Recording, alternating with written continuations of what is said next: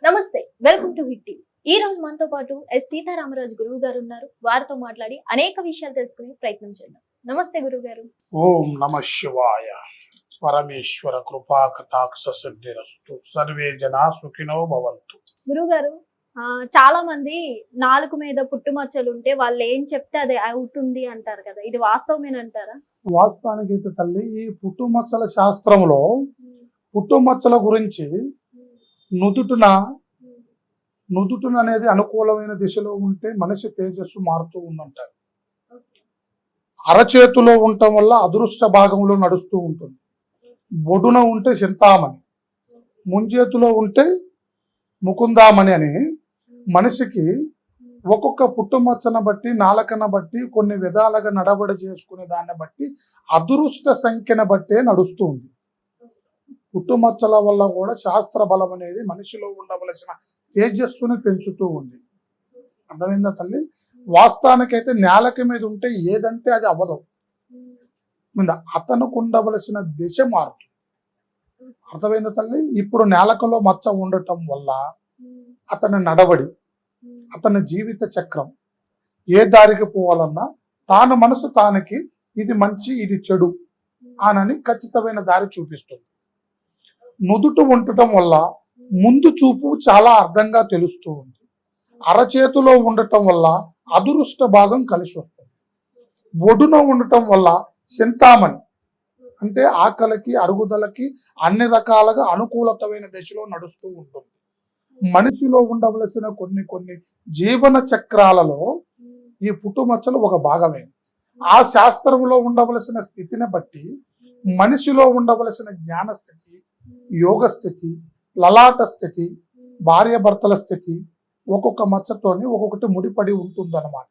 అంతేగాని అతని నేలక మీద మచ్చ ఉంటుంది, అతను ఏది తిడితే తగులుతుంది, అతను అన్నంత మాత్రం లేదో అటు పోయేది ఇటు వస్తుంది, గాలికి పోయే గంగమ్మ చేతులు కూర్చుంటుంది ఆనన్న మాట చాలా ఉట్టి మాట. అర్థమైందా తల్లి? పుట్టుమచ్చల సంఖ్యను బట్టి అతని అదృష్ట బలంలో నడిచింది. అతని జీవిత చక్రాన్ని నడబడి చేయటానికి, అతనుకు ఉండవలసిన దశను మార్చుకోవటానికి, అతని అదృష్ట సంఖ్యను బట్టి ఉండే పుట్టుమచ్చనే అతని జీవితాన్ని ముందుకు నడిపిస్తుంది. ఆ ఒక్క మనిషికి వరకే వర్తిస్తుంది. అతను దూషించటం వల్ల ఎదుటి వాడికి నష్టమేమీ ఉండదు. అంటే నాలుగు మీద పుట్టుమచ్చలు ఉన్న వాళ్ళు రెచ్చిపోతూ ఉంటారు కదా, అయితే వాళ్ళకి భయపడాల్సిన అవసరం లేదండి. అవసరం లేదు. అలాగ మచ్చుంది, వాడు తిడితే తలుగుతుంది, వాడంటే అవుతుంది అని అన్న మాట ఉట్టిది. అతను తిడితే అయ్యేది ఏమీ లేదు. అర్థమైందా తల్లి? అతని అదృష్ట సంఖ్య అతని నేలక మీద ఉంది. అతను నడిచే నడవడికి దారి చూపిస్తుంది.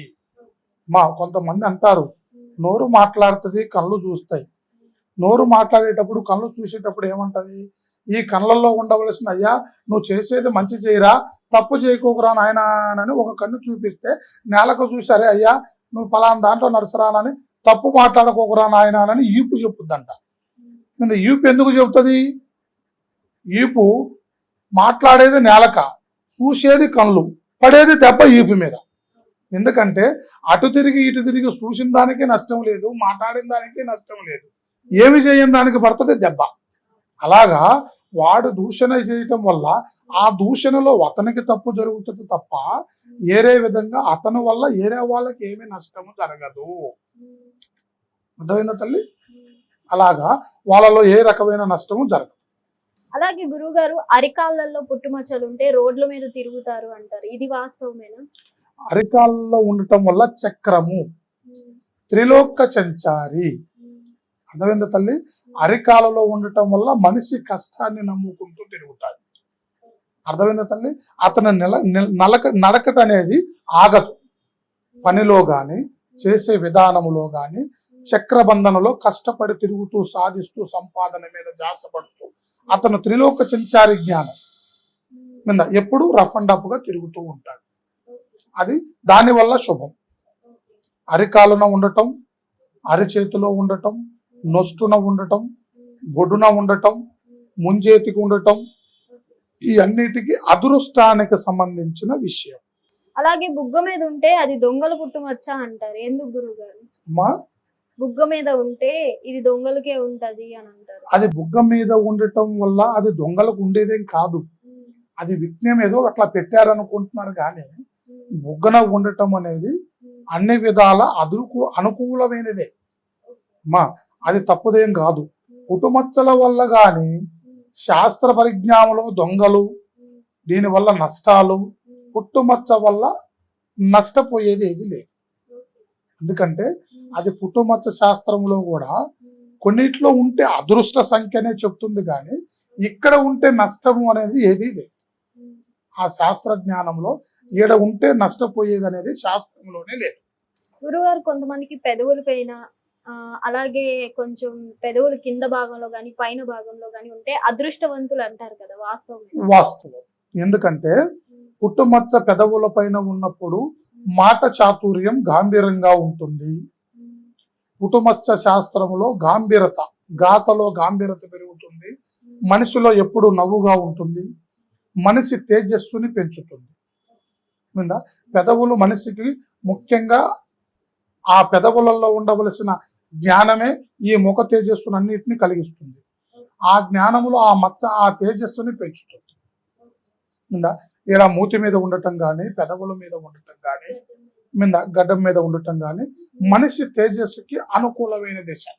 కొంతమంది కళ్ళల్లో ఉంటాయి కదండి గురుగారు, అది నేత్రబలం, ఆకర్షణ ప్రభావం. కళ్ళల్లో ఉండేది ఆకర్షణ ప్రభావం. వాటి వల్ల కుదురు దిశ. కంట్లో ఉండవలసిన వాళ్ళకి నేత్రబంధన అనేది ఎక్కువ ఉంటుంది. కంటితో మనిషిని ఆకర్షింపబడతారు. కొన్ని కంటి చుట్టూ ఉంటే గురుగారు, కంటి చుట్టూ ఉంటే అది జన్ను లోపం, పుట్టుమచ్చ అంటారు. పుట్టుమచ్చ అనేది చిన్న దశలోనే ఉంటుంది. అంటే కొంతమందికి కంటికి దగ్గరలో ఉండడం జరుగుతుంది కదా, వాటి వల్ల ఏమవుతుంది? వాటి వల్ల నేత్ర బలమే. కంటి చూపు ఆవరణాలంటే మనిషికి కనుబొమ్మల కాడ నుంచి కంటి చూపు ఆవరణ వరకు ఒక దిశ, పెదవుల నుంచి ఒక దిశ, నుదురు నుంచి ఒక దిశ, బొగ్గ నుంచి ఒక దిశ, చెవు నుంచి వినికిడి దిశ. ఈ పుట్టుమచ్చల శాస్త్రంలో ప్రతి ఒక్క మచ్చకు ప్రతి ఒక్క బలం ఉంటుంది. కానీ దానివల్ల అతని వరకే వర్తిస్తుంది. దానివల్ల ఎదుటివాడికి నష్టం ఉండదు, ఎదుటివాడిని అంటే ప్రమాదం ఉండదు.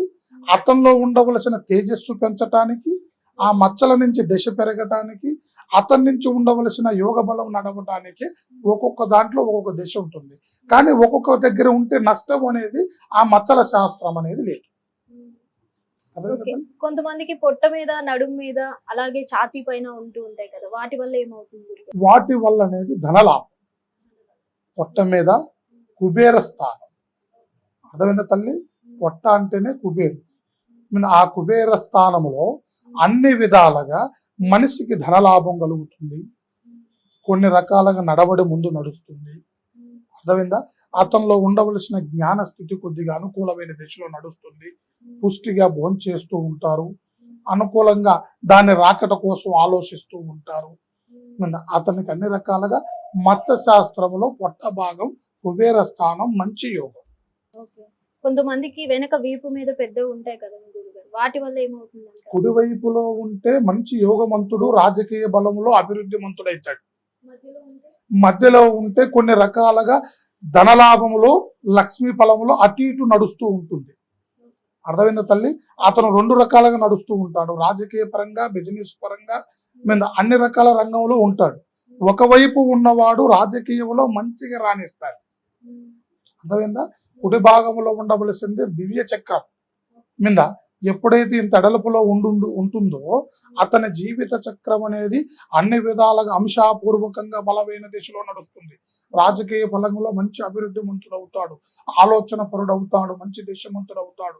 ఆ శాస్త్ర ప్రభావంలో ఎక్కడికి పోయినా ముందు దేశం బ్రహ్మాండమైన దిశలో నడపకపోతాడు. ఆ యోగమే యోగం.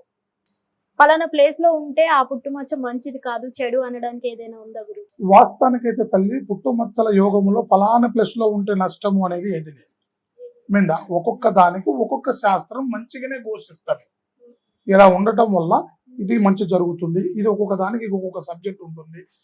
మోచేయి మీద నొస్తున ఉండటం, కన్ను మీద ఉండటం, పెదవుల మీద ఉండటం, నడుము మీద ఉండటం, మోచేతి మీద ఉండటం, పొట్ట మీద ఉండటం, ఈ ఒక్కొక్క భాగంలో ఉండవలసింది ఒక్కొక్క శాస్త్రానికి ఒక్కొక్క విధంగా చెప్తుంది. దానివల్ల మంచి.